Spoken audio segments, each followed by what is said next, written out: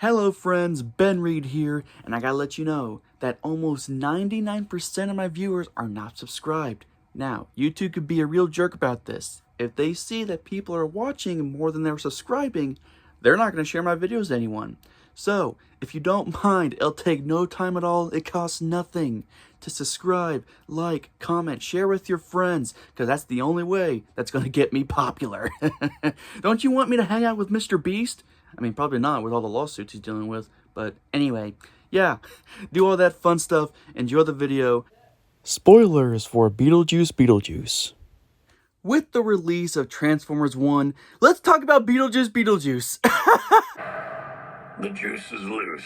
Yes, so I know a lot of people are kind of past Beetlejuice by now and kind of focusing on Transformers at the moment, but I still need to talk about it, guys. Like, I have feelings. I have feelings for this movie, and they're not good feelings, okay? So if we can just take a second, let me rant for a bit, we can talk about Transformers another time. But I seriously need to get this off my chest. Before we talk about BJ2 Return the Juice, maybe I should tell you about how I became a Beetlejuice fan. So, growing up, I was a very sheltered kid. My parents are very religious. They would not allow me to watch horror movies of any kind. Halloween, Nightmare on Elm Street, Friday the 13th, not allowed in the house. So the only horror-related movie I was allowed to watch was Scooby-Doo. Really? My parents grew up with Scooby-Doo. They know it's family-friendly. So like, yeah, watch Scooby-Doo. And I guess it kind of worked out because now some of my favorite impressions to do are Shaggy and Scooby. So, but anyway, I would rewatch the live-action Scooby-Doo movie all the time, right? And before the movie, they had previews like they would have in the theater. Like, you pop in the DVD, it shows the previews. They would show scenes from other Scooby-Doo animated movies, but they would also show clips from other Warner Brother movies, like Gremlins, another franchise that I'm a big fan of, but also Beetlejuice. And when I saw those clips as a sheltered religious child, that kind of freaked me out, not gonna lie. Because if you take a child and tell them the world was filled with sunshine, rainbows, and unicorns, then you show them this interesting fellow. About this, I almost said a naughty word there. And you show them this dirty guy. That is a reality check, let's say. It took me a while to get the courage to see the full movie. I think I was in a Goodwill, I believe, where I found a Gremlins physical copy. I think it was either a DVD or a VHS. It could be either one, honestly. But I also saw one of Beetlejuice. Like, you know what? I'm not a kid anymore. I was like a teenager at the time. Let's face my fears, you know? And both Beetlejuice and Gremlins, I immediately fell in love with. It's crazy how the things that scared you as a child, you learn to love as an adult. It's kind of interesting. But yeah, so that's kind of how I became a fan of Beetlejuice. I was scared of him as a kid. As a teenager, I embraced him. And as an adult, I'm obsessed with him. So when they announced a Beetlejuice sequel, I was so excited. Because seeing the cast together again, I can't wait. Sign me up. The trailer looked amazing. Let's go. Michael Keaton proved he still has what it takes to be Batman. I can't wait to see what he does as Beetlejuice. And I was so disappointed. What?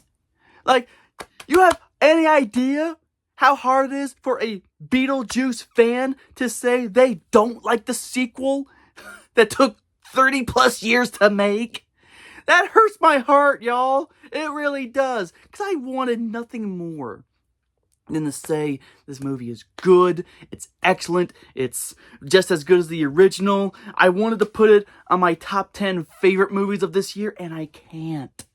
I just can't, because I was not satisfied. I'm sure everyone by now, including myself, have seen people on YouTube review Beetlejuice Beetlejuice. And I've noticed something strange. I notice a certain pattern these reviewers are giving.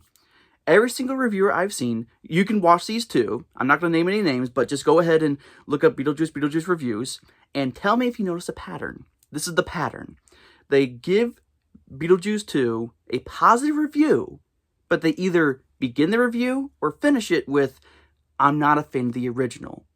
They have only seen it once in their life. They weren't impressed by it. They only watched it as an adult and didn't grow up with it. Yet they loved the sequel. And here I am, a big Beetlejuice fan, and I just don't like it. I don't. I mean, look, don't get me wrong. There are good things in it. There's a lot of good things in it. Like, I love how they stayed with practical effects. They kept the animation the same as the first one. The sandworms are stop motion. Good. Some of the more wacky effects are practical. Excellent. They look a little cartoonish. I like that in a Tim Burton project. And they only use CGI when it was necessary. What I don't appreciate is just a bad script. I mean, it's not necessarily terrible, but it felt like Tim had two good stories and he wanted to marry them. Like Beetlejuice and Lydia, he wanted to force them together. All throughout the trailers, Dolores was being pushed as the big bad, and she looks excellent, right? A lot of people are going to be dressing up as Dolores. I can feel that. I already seen that on TikTok. And I was so ready because she looks badass. She's Beetlejuice's ex-wife. She's out for revenge. Okay, let's go. Yet, she's not that important to the story. Now, when she enters the story, when she's all in parts and her body is coming together, she looks like a demented Sally from Nightmare Before Christmas. That scene was cool. Then she's sucking the life out of ghosts. Okay, she's a legit threat. All right, what are we going to do with this? Nothing. They introduced her. We carry on with the movie. We kind of come back to her every so often. She comes back in the finale and nothing. She's quickly defeated. She's eaten by a sandworm. That's it. Like, she doesn't even get that many lines in, which I'm so disappointed in, because when you have a character that badass, that threatening, at least give them a good, memorable line. A lot of people are saying that because Tim Burton is dating Monica Bellucci, a Dolores actress, that's the only reason why he wanted her in the movie, because he tends to cast his partners in the films. Nothing wrong with that. But here's the issue. When Tim Burton was dating Helena Bonham Carter, he was casting her as characters that were important to the movies, like the Queen of Hearts and Alice in Wonderland. She was the main villain. In Charlie the Chocolate Factory, she played Charlie's mother, a character important to the main character. So if you cast your previous partner in important roles, why did you cast your current partner in a role that could easily be cut and nothing would change? Like, I feel like the original idea was going to have Dolores be the main villain, but then someone somewhere, Tim or someone else, was like, you know what? Let's go a different route. And they kind of go back and forth between, I want this story, no, I want this story, and they kind of just try to put them together, and it just didn't work for me. The main story, the twist, Jenna Ortega's character, Astrid, falls in love with a ghost boy who's just trying to manipulate her into trading lives for him, so she goes to the afterlife and he comes back to life. Kind of like the forced marriage that Beetlejuice tried to happen with Lydia when she was a minor. Just wanted to point that out because there's a lot of Beetlejuice and Lydia shippers out there. Like, grown undead man trying to force a minor to marry him. Just reminding you of that. Twist. The boy, I forget his name, honestly, try to get his life back by manipulating Astrid. That's why Lydia calls Beetlejuice's help. But it's just been the story, just Lydia trying to get her daughter back, forced to work with Beetlejuice. That would have been fine. I was invested in that story. I wish this was the story that was marketed to me. But you know what? I'll go with it. A lot of people are like, Dolores was the misdirection. Like, she was there to keep your eyes off the twist. Here's the thing. Why does there have to be a twist? You know what I mean? Because when I watch Batman, I know the villain is the Joker. When I watch Home Alone, I know the villain is the Wet Bandits. Why does Beetlejuice need a twist villain? Even movies with twist villains, like Scream, where you need to figure out who the murderer is, you can still watch it with that information. It would still be entertaining. When you first watch Scream, you don't know who the killer is. So you're just guessing and trying to figure it out. And when the killer is revealed, you can rewatch it and see things that you didn't see before, making the movie more entertaining. But Beetlejuice, you don't get that. You watch the movie thinking Dolores is going to be important. Turns out she's not. You rewatch it knowing that, and it's still not fun because you were promised this character that you know isn't important. Like, Dolores is not a misdirection. She was false advertisement. I feel like you had enough story to make 2 films. BJ2 with Dolores, and you do a 3rd film the following years with this kid. I do feel kind of bad for Lydia, though, because everyone is trying to force marry her. Like, leave the woman alone. Like, first, a ghost, Beetlejuice, tried to marry her as a minor. Ew. like, y'all, you know he's supposed to be the villain, right? We all know that. He's as villainous as Pennywise, Freddy Krueger. That's why we like him. Not because he's a secret hero. He's not a good person, okay? Just reminding that. I know he's not a good guy. He's just a funny bad guy, okay? But make sure everyone knows that.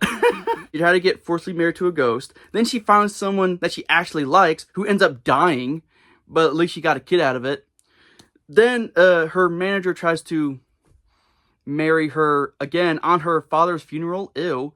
I still think Jenna Ortega was perfect casting to play Lydia's daughter, but she just didn't do anything that made me like, yes, you know, yes, queen, where has this character been all my life? You know, I didn't have that kind of moment. Perfect casting, but kind of watered down version of your other choices. It is kind of funny how all the trailers were like saying the dance in Beetlejuice with Astrid and Catherine O'Hara's character, it's gonna blow the Wednesday dance out of the water. If you liked Wednesday, you're gonna love Astrid. Wednesday walked so Astrid could run. That was straight up lies. Because it has been, several, maybe like 2 to 3 weeks since Beetlejuice. I have still not seen anyone on TikTok recreate the Astrid dance from the movie. I've seen people do Beetlejuice makeup tutorials. I've seen them in costumes. I've seen them dance to Deo. I'm still watching people dance to Bye Bye Bye from Deadpool and Wolverine. I still have not seen anyone dance to the Astrid dance. So, overhype. Seriously, have you guys seen anyone recreate the Astrid dance on TikTok? Have you done it yourself? Because I personally have not seen anything. I've seen a lot of Beetlejuice TikToks. I've even seen Beetlejuice make fun of TikTok. But I've not seen anyone recreate that dance. That's another thing. The dancing, the songs, they just didn't mesh well compared to the original. Now, Tragedy by the Bee Gees, that was a perfect choice. Great A on that. I do kind of like that song where Beetlejuice is singing to Lydia, like, wherever you go. Like, I kind of like that. But the final scene, I can't even remember the song. I felt like that went on way too long, though. The song that played with the Astrid dance. Like, that scene went on way too long. A lot of people thought it was going to be more popular than it actually is. And it's just not, guys. It's not. I'm sorry. I kind of felt bad for how Lydia's life went because she admits in the movie that she sold out. She's making money off of her gifts, seeing ghosts. She's not proud of it. And I was watching this and like, Lydia would never do this. And I was right. She's not proud of her decisions, which is kind of relatable, right? Because we all thought we would go somewhere else. When we were kids, we think we're going to go somewhere else as adults. Then adulthood happens, and we end up making decisions that we're not necessarily proud of, but we have to do it because money! With the other characters, Catherine O'Hara is giving 2,000%. She does not half-ass anything. She was the funniest character, and that's another thing. This movie wasn't that funny to me. The first one was because Michael Keaton. Now, Michael Keaton admitted he improvised a lot of things from the original movie. He did not improvise much in this movie because he said the script was a lot better. Agree to disagree. Because when you watch a movie and you see a wild character like Beetlejuice, the number one thing should happen is don't make them boring. I was bored watching Beetlejuice. That legit hurt. Like, I do not like saying that. Beetlejuice is an energetic character. You know who else is an energetic character? Deadpool. Deadpool is not boring to me. When I saw the first film, I was like, okay, how are you going to top this? Then, in the third film, they caught me off guard with the bye bye bye dance. I was not expecting that, and I love it. If you're going to give me a wild character, do things unexpected. With Beetlejuice, I was kind of expecting the same stuff. He did the same gag as the first one. The juice is loose. The good callback to the original, something different, but also familiar. That I like. Other times, he just kind of just chilling. Kind of like a drunk uncle who's just over it. You know what I'm talking about? It's like, yeah, I could scare these guys, but you know who has that kind of time. You're Beetlejuice, man! You used to love what you did. You were a con man. Now you're like having this business with the shrunken heads. God damn the shrunken heads.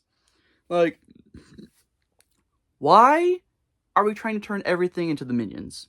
You know what I'm talking about? Seriously, think of the shrunken heads from Beetlejuice 2.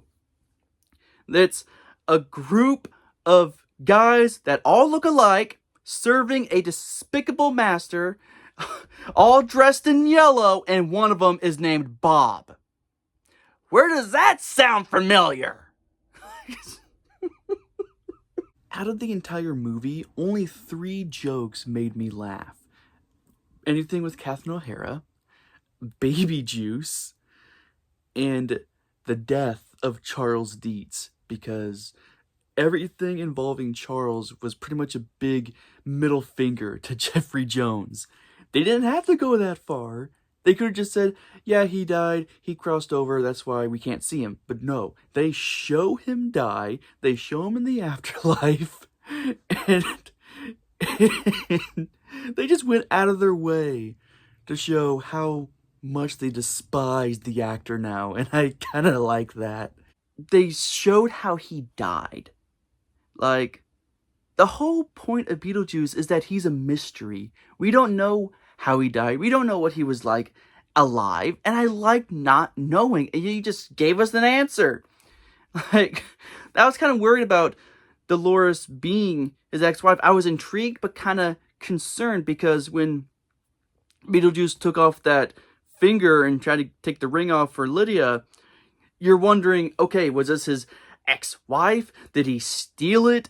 Like, how did he get this? But you know the answer is, like, not as good as not knowing, yet they told us the answer, and kind of wish they didn't, but oh well. I mean, I would have forgiven it if Dolores was a more important character, but she's not! I never thought I would complain about having 2 BJs at once, but You know, I knew it wasn't going to be as good as the original, but I was expecting at least a good time, and I had somewhat of a decent, enjoyable moment. Normally I have a great time after BJ, but, you know, my parents watch these. If you enjoyed Beetlejuice Beetlejuice, good for you. Don't be ashamed of that. We are all different people. We all like different things. And I hate it when people judge us for liking what we like. Even the people who gave it a positive review who didn't like the original, I was just saying it's interesting how you didn't like the original but love the sequel. What did you think of Beetlejuice Beetlejuice? Did you enjoy it? Do you prefer the original like I do? Let me know in the comments down below. Tune in next time where I talk about Transformers 1, where I do a ranking of all the Transformers movies. Can you believe there are 10 Transformers movies now? Weird. With that all said, I'm Ben Reid, and I'll see you guys next time.